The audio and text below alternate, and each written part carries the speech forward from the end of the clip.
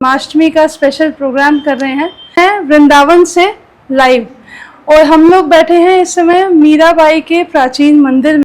ये जो स्थान है आज से लगभग 500 वर्ष पहले जब चित्तौड़ से मीरा जी इस ब्रज में पधारी थी। भक्ति की बात करते हैं और एक स्त्री जब एक संत के रूप में भी निकल के आती है और एक प्रेमिका के रूप में भी निकल के आती है, तो मीरा जैसे स्त्रियों का सबसे बड़ा संघर्ष क्या है आज भी?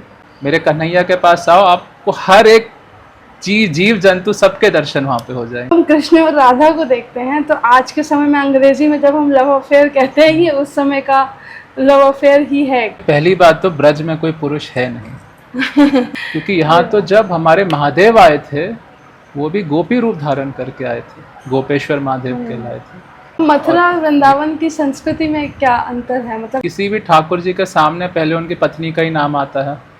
जैसे आपने कहा राधा कृष्ण का प्रेम, तो उस प्रेम के समय फिर आपको उस समय जो रीति थी वो सब अपनाना चाहिए। मीरा के लिए कितने लोग आते हैं? राधा कृष्ण के लिए तो पूरा दुनिया जहान आ जाएगा यहाँ पे। शायद मीरा जी के बारे में ज़्यादा लोगों को नहीं पता हो या फिर अलग अलग कहानियाँ भी चलती हैं, लेकिन मीरा नाम सब लोग के लिए तक पहुँचा है। इतने सालों से आ रहे ठाकुर जी हमसे छुप के बैठे थे। इस मंदिर में जब भी भक्त आते हैं उन्हें शांति मिलती है। आज वृंदावन में कहीं शांति से बैठना भी बहुत मुश्किल हो गया। क्या आपको कभी दर्शन हुए यहाँ पे मीरा के? बहुत स्वरूपों में दर्शन होते हैं। श्री कृष्ण को श्री राम श्री कृष्ण, श्री का अर्थ क्या है? तो मैं कहता हूँ आप भी ठाकुर जी के पीछे रहोगे ना, सब मिल जाएगा वहाँ, क्योंकि वहाँ पे हर कोई उनके पास ही विराजमान है।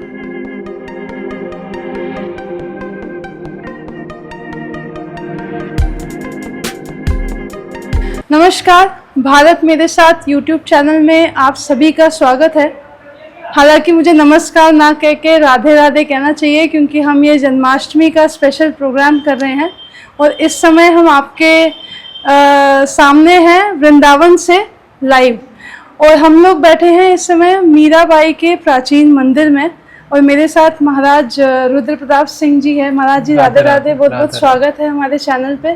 क्योंकि हम जब भारत की बात करते हैं तो भारत के संतों को याद करते हैं। भारत में जो मीरा जैसी स्त्रियां जन्म जिनका हुआ है उनको हम ज़रूर याद करते हैं। और क्योंकि ये जन्माष्टमी स्पेशल है तो मीराबाई से अच्छी भक्ति तो कहीं दिखती भी नहीं है। तो आप बताइए पहले, जो ये मंदिर प्रांगण है ये इसका इतिहास क्या है जी, और आप अपने बारे में बताइए कि ये मंदिर में आप कैसे जुड़े इससे और कैसे आपने इसका देखरेख करना शुरू किया। ये जो स्थान है आज से लगभग 500 वर्ष पहले जब चित्तौड़ से मीरा जी इस ब्रज में पधारी थी, तो यही स्थान उनका घर है। आप दर्शन करेंगे जब आप मंदिर में आते हैं तो एक हाथ पे मीरा जी के कुटी के दर्शन हैं। वहाँ मीरा जी विश्राम किया करती थी, छोटी सी सिर्फ कुटी थी। और मंदिर में जो आप दर्शन करेंगे सबसे ऊपर के सिंहासन पे बीच में जो गिरधर गोपाल जी विराजमान हैं, जो मीरा जी द्वारा स्थापित और सेवित ठाकुर जी हैं। अच्छा। जिनके लिए मीरा जी कहती हैं, मेरे तो गिरधर गोपाल दूसरो न कोई, जाके सिर मोर मुकुट मेरो पति सोई। राधा के श्याम हो तो मीरा के भी श्याम के दर्शन हैं। हमारे नीचे के सिंहासन पर ठाकुर श्री राधा मनोहर जी के दर्शन हैं, जो ठाकुर जी मुख्य उत्सवों पे बाहर दर्शन देते हैं। अच्छा। जैसे अभी सावन के जो झूलन उत्सव आएंगे तो हमारे ठाकुर राधा मनोहर जी हर शाम को बाहर झूले पे दर्शन देंगे। उनके ठीक समीप में छोटे सिंहासन पे विराजमान मीरा जी के प्राचीन जी उपासना करते थे। राणा साहब पिटारी भेजियो शालिग्राम भयो, मीरा जी को मारने के लिए। और इस भाव से भेजा था कि अगर मीरा जी पिटारी खोलेंगी, फूलों में हाथ डालेंगी तो सर्प उन्हें डस लेगा। पर मीरा जी को ये कह के भेजा था कि इसमें शालिग्राम जी हैं, तो मीरा जी दर्शन करने चाहेंगे अंदर। तो जब ये कह के भेजा कि शालिग्राम जी है, भले जिसने भेजा उसने तो ये भेजा कि सांप, लेकिन मीरा जी ने इसी भाव से दर्शन किए कि अंदर मेरे शालिग्राम जी के दर्शन हैं। तो जाकी रही भावना जैसी, प्रभु मूरत देखी तिन तैसी। जब पिटारी खोली मीरा जी ने तो उन्हें इन्हीं शालिग्राम जी के दर्शन हुए। और अब ध्यान से दर्शन करेंगे तो आपको गिरधर गोपाल जी की छवि दिखेगी। उनमें दो नेत्र दिखेंगे, नासिका है, अधरों पे मुस्कान और एक बांसुरी है। क्योंकि जब वो कहती हैं दूसरों ना कोई, तो हर जगह उन्हें बस अपने ठाकुर जी की छवि दिखती थी। वाह, बहुत सुंदर। अच्छा, ये भक्ति आजकल आपको देखने को मिलती है, लोग जो आपके यहाँ पे दर्शन करने आते हैं? मिलती है। ऐसे जो भक्त हैं ज़्यादातर ठाकुर जी के साथ उनकी लीला में जहाँ पे हैं वहीं पे मग्न रहते हैं। कुछ कुछ आते हैं यहाँ भी। मिलने से है, जब ऐसे भक्तों से आप मिलते हैं ना, मिलने से लगता है कि कुछ है अलग।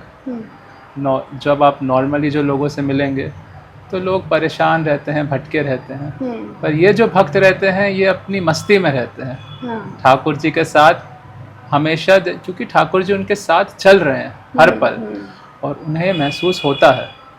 तो ऐसे भक्तों से मिलने हमारा भी सौभाग्य होता है जब ऐसे भक्त मिलते हैं। हम लोग भी ठाकुर जी के ही भक्त हैं। जी जी। अच्छा महाराज जी, मैं आपसे ये पूछना चाहूँगी, क्योंकि कृष्ण अपने आप में एक अवतार है जी जी और कृष्ण के फिर कई अवतार हैं, जैसे आपने जी, भी जी, बताया जी। आपके मंदिर में विराजमान है।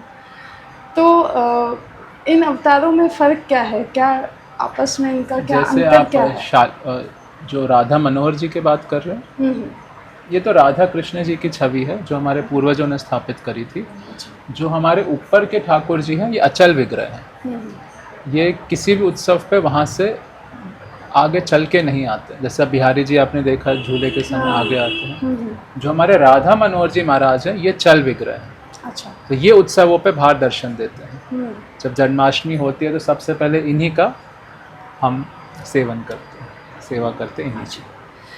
अब मैं थोड़ा सा मीराबाई की तरफ आती हूँ, जी। क्योंकि मीरा का ही मंदिर है। तो मैं आपसे ये पूछना चाहूँगी कि आज के समय में हम लोग जो स्त्री विमर्श की बात करते हैं, अगर आपने थोड़ा सा भी साहित्य पढ़ा होगा, स्त्री विमर्श एक आंदोलन के रूप में देखा जाता है कि उस समय में स्त्रियों के साथ जो अन्याय हुए थे, जी जी तब से फिर वो आंदोलन शुरू हुआ, उनके बारे में लिखना शुरू किया गया। लेकिन अभी जो स्त्री विमर्श लिखा जाता है या पढ़ा जाता है वो बिल्कुल अलग है। मतलब मैं उसको स्त्री विमर्श की कैटेगरी में इसलिए नहीं लेना चाहती हूँ क्योंकि वो थोड़ा सा नकली है, मुझे लगता है। जब हम मीरा की बात करते हैं और ऐसी भक्ति की बात करते हैं, और एक स्त्री जब एक संत के रूप में भी निकल के आती है और एक प्रेमिका के रूप में भी निकल के आती है, तो मीरा जैसे स्त्रियों का सबसे बड़ा संघर्ष क्या है आज भी? आज भी सबसे बड़ा संघर्ष समाज ही है। जो मीरा जी के समय था, ज़्यादा परिवर्तन नहीं आया है। क्योंकि अगर आज भी मीरा जी अगर वृंदावन में डोलेंगी तो 10 लोग 10 चीज़ें कहेंगे। आप ठाकुर जी को अपने साथ लेके डोलो तो चीज़ें कहें, कोई कहे कुछ तमाशा कर रहे हैं, कुछ कर रहे हैं। लेकिन जब मीरा जी ने ये बचपन से ही पूर्ण रूप से ठाकुर जी को पाया है, जब बचपन से ही पूर्ण रूप से उन्होंने कहा है कि मेरे तो गिरधर गोपाल दूसरो ना कोई, तो दूसरा क्या कहे उससे उन्हें कोई फर्क नहीं पड़ता। अपनी भक्ति में जी। और वो दूसरों के लिए कभी कुछ दिखाने के लिए नहीं करती। मीरा जी सिर्फ, आपको जैसे पता है, प्रेम दीवानी है। क्योंकि उनके जो पति हैं प्रेम परमेश्वर है। पति प्रेम परमेश्वर है उनके, मीरा जी के। अब महाराज जी, मैं राधा जी की तरफ थोड़ा जी, सा जी। आपको लेना चाहूँगी। तो राधा जी का अपना संघर्ष है, जी क्योंकि उनका एक अपना त्याग है, कृष्ण जी, छोड़ जी। के जाते हैं, जी। अपना रुदन है, एक अपना समर्पण जी। है, तो उसके बाद भी एक समर्पण है। जी तो जब हम हिंदू धर्म की बात करते हैं तो ज़्यादातर लोग कहते हैं कि हमारा जो धर्म है, जो सनातन हमारा है, वो कहीं ना कहीं थोड़ा सा वैसा है, कंजर्वेटिव सा है, पुराने ख्यालात हैं, वैसा टाइप का। लेकिन जब हम कृष्ण और राधा को देखते हैं तो आज के समय में अंग्रेज़ी में जब हम लव अफेयर कहते हैं, ये उस समय का लव अफेयर ही है एक तरह से जी, देखा जाए। तो इसको आप कैसे देखते हैं कि जब कृष्ण उनको छोड़ के जाते हैं, उनका संघर्ष, क्योंकि आप पुरुष हैं लेकिन एक आप जो सेवा में लगे रहते हैं मीरा और राधा के भी, तो आप उनको कैसे देखते हैं? देखिए, पहली बात तो ब्रज में कोई पुरुष है नहीं। जब मीरा जी भी वाह, ब्रज में आई बहुत थी सुंदर। तो एक संत के दर्शन करने गई थी। तो हमारे शास्त्र भी कहते हैं कि स्त्रियों के दर्शन नहीं करते थे वो। सिर्फ वो नहीं, काफ़ी वही संत मैं स्त्रियों के आपको दर्शन नहीं करते थे। शास्त्र भी कहते हैं नहीं दर्शन करने चाहिए। तो मीरा जी उनके दर्शन करने गई। मीरा जी को तो ये नहीं पता कि नहीं करते हो दर्शन। तो जब दर्शन करने गई मीरा जी को, उनके शिष्यों ने बता दिया कि महाराज जी दर्शन नहीं करेंगे क्योंकि वो स्त्रियों के दर्शन नहीं करते। तो सुन के मीरा जी थोड़ी चौंक गई। उन्हें लगा कि ब्रज में तो सिर्फ एक ही पुरुष है मेरे कन्हैया, ये दूसरे पुरुष कौन आ गए ब्रज में। क्योंकि यहाँ तो जब हमारे महादेव आए थे वो भी गोपी रूप धारण करके आए थे, गोपेश्वर महादेव कहलाए थे। तो बस ये कह के मीरा जी वहाँ से चली गई बड़ी सहज तरीके से। जब संत के कान तक ये बात गई तो उन्हें लगा कि ये तो बहुत बड़ी बात कह के गई हैं। तो फिर बाद में मीरा जी के दर्शन करने आए। बात ये थी कि ब्रज में यहाँ जो ठाकुर जी को पाते हैं प्रेम भाव से, जैसे गोपियों ने पाया है ऐसे और किसी ने नहीं पाया। जैसे राधा रानी गोपियाँ पा सकती हैं, ऐसे और ब्रज में किसी को पाना तो यहाँ बड़ा पे पुरुष है, पुरुष सिर्फ नहीं है, हमारे गोपियाँ कन्हैया हैं हैं, सिर्फ, हाँ? सिर्फ पुरुष हमारे से कन्हैया वाह, जो बड़ी ऊपर अच्छी। दर्शन कर रहे हैं। वाह। अब मथुरा वृंदावन की संस्कृति में क्या अंतर है, मतलब वहाँ कृष्ण को, क्योंकि यहाँ कृष्ण को जी। जैसे ये है राधा रमन जी हैं, जी, तो जी। यहाँ पे राधा का नाम हमेशा ज़्यादा जी आता जी है। जी। मथुरा में जाते हैं तो कृष्ण का बांके बिहारी ये सब ज़्यादा कहा जाता है। थोड़ा सा हमारे अंतर है, आपको वो पता है क्या अंतर शास्त्रों में हमेशा किसी भी ठाकुर जी के सामने पहले उनकी पत्नी का ही नाम आता है। हाँ। उमा शंकर, हमारे राधा कृष्ण, राधापति। तो वैसे शास्त्रों को अगर देखें ना, पहले पुरुष शादी के पहले अपने माँ के नाम से जाने जाते थे, हाँ। विवाह के बाद पत्नी के नाम। पत्नी के नाम से। तो मैं ये मानता हूँ कि अगर हम हमारे शास्त्रों में सच में पहले जाएं तो उसके फाउंडेशंस में ऐसी काफ़ी चीज़ें हैं जिसे हमें अपनाना चाहिए। पूरी चीज़ हटा के हम कहें कि इसमें कुछ भी अच्छा नहीं है, ये हो सकता है हमें कोई अच्छे से समझा नहीं पाया हो सकता है कहीं थोड़ी राह हम भटक गए हों, लेकिन हम वापस अगर उसी फाउंडेशंस पे आएँ, जैसे आपने कहा राधा कृष्ण का प्रेम, तो उस प्रेम के समय फिर आपको उस समय जो रीति थी वो सब अपनाना चाहिए। बिल्कुल। क्योंकि उस समय पत्नी के लिए पति से बढ़ के और कोई नहीं था, और उस समय गर्लफ्रेंड बॉयफ्रेंड वाली कोई चीज़ नहीं थी। जब एक पुरुष और स्त्री में प्रेम होता था तो इसी भाव से होता था कि शादी ही होनी है। तो और जैसे आपने राधा जी के बारे में कहा, तो राधा जी का जब अवतार हुआ तो कन्हैया के लिए आई हैं वो थे हमेशा साथ ही। जब पार्वती जी आती हैं शिव जी के लिए आती हैं, जब शिव जी यहाँ आते हैं, जब कन्हैया ने अवतार लिया तो उनके साथ यहाँ भी राधा जी रह सके इसलिए आई। लेकिन कन्हैया ने अवतार किसके लिए? उन्होंने आप सबके लिए लिया, वो तो आए हमारे लिए। और यहाँ भी आने के बाद उनसे दूरी ना बने इसके लिए राधा रानी आई। अब फिर तो लीला है, जितनी दूरी बने उतना प्रेम बढ़ता है। जो एक ही है उनमें अलग होने की तो बात ही नहीं। लेकिन जब संसार में जन्म होगा तो विरह तो होगी ही। बिल्कुल सही। अच्छा, मुझे महाराज जी एक चीज़ और बताइए, क्योंकि आपके यहाँ कई उम्र के वक्त भी आते होंगे, नौजवान भी आते होंगे, यूथ जिसे हम आजकल कहते हैं। जैसे पट पे जब आप खुलता है तो मैं ये जानना चाहती हूँ कि मीरा के लिए कितने लोग आते हैं? राधा कृष्ण के लिए तो पूरा दुनिया जहान आ जाएगा यहाँ पे, अमेरिका से, कनाडा से। लेकिन मीरा के लिए कितने लोग आते हैं इस मंदिर में? बहुत लोग आते हैं मीरा जी। और कैसे उन्हें देखते हैं वृंदावन के इस जगह मैं आपको एक बात बताऊं, पूरे भारत में शायद मीरा जी के बारे में ज़्यादा लोगों को नहीं पता हो, या फिर अलग अलग कहानियाँ भी चलती हैं, लेकिन मीरा नाम सब लोग के तक पहुँचा है। किसी को पता नहीं हो मीरा कौन, क्या ना पता हो, लेकिन मीरा नाम तो हर जगह लोगों ने सुना है।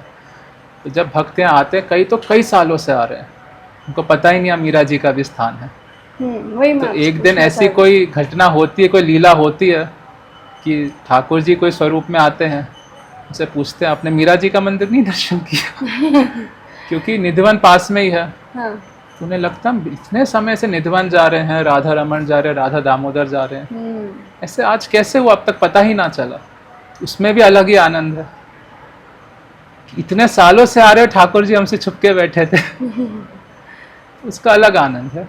हमने कभी ऐसे प्रचार करने की कोशिश नहीं करी है। इस मंदिर में जब भी भक्त आते हैं उन्हें शांति मिलती है। आज वृंदावन में कहीं शांति से बैठना भी बहुत मुश्किल हो गया। सही बात है। तो ये जब तक ठाकुर जी चाहें ये बना रहे, यही आशा है। बिल्कुल। मैं आखिरी सवाल लेना चाहूँगी आपसे। मैं ये पूछना चाहती हूँ, क्या यहाँ पे कभी ऐसा होता है कि कभी आपको, क्योंकि आप यहाँ की सेवादार आप ही हैं, क्या आपको कभी दर्शन हुए यहाँ पे मीरा के? बहुत स्वरूपों में दर्शन होते हैं। कोई घटना बताना चाहें? घटना तो अब ब्रज में भी आएंगे ना, आपको ऐसा कोई व्यक्ति ना मिलेगा जिसके हर दिन कोई ऐसी घटना ना हुई हो। ये बात अलग है जब वो लीला होती है, कोई पहचान नहीं पाता उस समय। जब ठाकुर जी भी आपसे मिलने आते हैं, जिस वक्त वो लीला चल रही है कोई उन्हें नहीं पहचान पाता।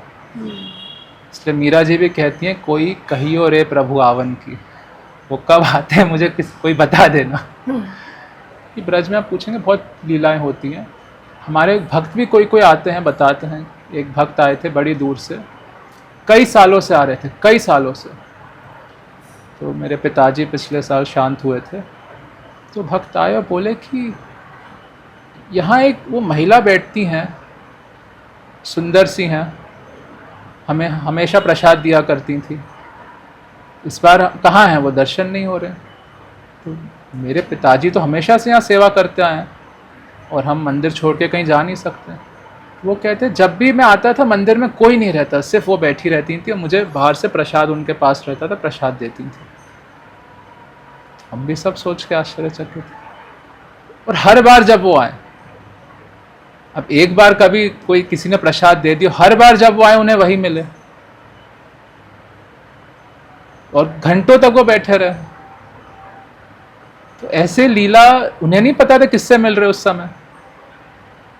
तो बहुत रोने लगे इस बार जब आए, क्योंकि आपको साक्षात ऐसे दर्शन हुए हो और बड़े सहज तरीके से आपको प्रसाद दे रहे हैं, आपकी बातें सुन रही हैं वो, और उसके बाद पता चले कि ऐसा तो कोई है ही नहीं यहाँ पे। ऐसे कई लीलाएं होती हैं। श्री कृष्ण को श्री राम, श्री कृष्ण, श्री का अर्थ क्या है? हमारी लक्ष्मी जी। मैंने कहा ना, पहले स्त्री का नाम तो आना ही आना है, पहले ठाकुर जी से पहले ही हमारी श्री आती है। ठीक है, इसी के साथ हम लोग इस क्या है कि मैं आपको बताऊं कि मैंने देखा है हर जगह लोग लक्ष्मी जी के पीछे भागते रहते हैं। आपको पता है, पैसे के पीछे, कोई ना तो कोई माया के पीछे, और लक्ष्मी जी हम आपको पता है ठाकुर जी के पीछे। क्योंकि जब ब्रज में भी ठाकुर जी आए, राधा रानी पीछे आ गई। ठाकुर जी उनसे अलग नहीं होने चाहिए। तो मैं कहता हूँ आप भी ठाकुर जी के पीछे रहोगे ना, सब मिल जाएगा वहाँ, क्योंकि वहाँ पे हर कोई उनके पास ही विराजमान है। मेरे कन्हैया के पास आओ, आपको हर एक जीव जंतु सबके दर्शन वहाँ पे हो जाएंगे। ये क्योंकि अब इसका अंत ही करेंगे हम लोग, लेकिन जाते जाते मैं भी एक अपना अनुभव बताना चाहूँगी कि क्योंकि मैं भी इनको बहुत मानती हूँ। तो अनुभव ये है कि मुझे ऐसा लगता है कि श्री कृष्ण एक ऐसे देव हैं, एक ऐसे भगवान हैं जो बड़ी आसानी से दर्शन देते हैं और किसी को भी देते हैं, बड़ी नरमी से और बड़ी आसानी से आपको मसला हल कर देते हैं। सहज है वो, बिल्कुल सहज है वो।